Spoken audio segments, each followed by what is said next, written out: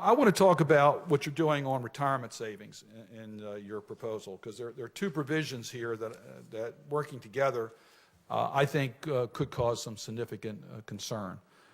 I understand your proposal on the 28% limitation, and it is a generic way to deal with a problem dealing with higher income taxpayers, and that certainly has merit. But when you couple that with some of the other provisions you have, it seems to me that you're going to make it more difficult for people to put money away for retirement. And the specific provision I would hope you would comment about, and I have read your proposal dealing with the maximum annuity permitted from a tax-qualified defined benefit plan, basically allowing a benefit of $205,000. And then it goes into a lot of conditions there, and then once you reach that limit, you can't make any further contributions, unless, of course, the performance in the market is less than what you need in order to be able to pay for that amount, and then you can make a certain amount of contribution up to a certain other limit, and then you can't make it again, and then go on and on. My point is, we already have too much complexity in the laws, and this is another major complexity that you're adding.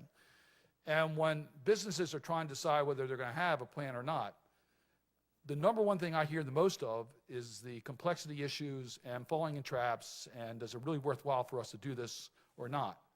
So it seems to me that this proposal, coupled with the limit, that it's going to mean less people are going to put money away for retirement rather than more, putting more pressure on government programs.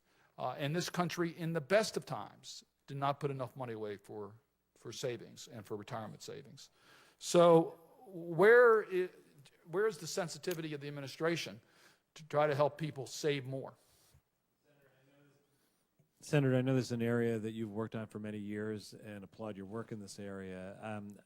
I think we very much share the goal of encouraging retirement savings. That's why we continue to have the auto IRA proposal. But in the auto IRA, the one thing that we found out is that for lower wage workers and younger workers, the tax incentives in and of itself are not enough to get them to put the money into a retirement plan.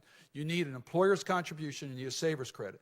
If they don't qualify for saver's credit and you don't have an employer-sponsored plan, I don't think the IRA will substitute for an employer-provided incentives to save. But there has been a fair amount of research done that suggests that just the change from opting in to opting out will make a big difference in participation rates, and that would be very important. On the question of the $3 million limit, you know, there are tough choices in this budget, and we look at a retirement landscape where the average American family has more like $50,000 than $3 million saved for their retirement. And our goal is to bring up the number of people who are taking care and to take the pressure off of federal programs. It's getting more people to go from 50 to 100 and getting more people up to 50. At $3 million in an IRA, that is a very, very rarefied level of savings. And we're not saying people can't contribute. We're just saying that the tax benefits aren't going to be the same. So you can still contribute. You just can't get it with before tax dollars. You can't contribute with before tax dollars. I'll leave it at this point. We'll get back to this debate. The complexity you add, the individuals who make the decisions whether they're sponsor plans or not, all this just adds to a decision made by a small company particularly, doesn't pay for us to get into the field. Therefore, none of their employees get the help.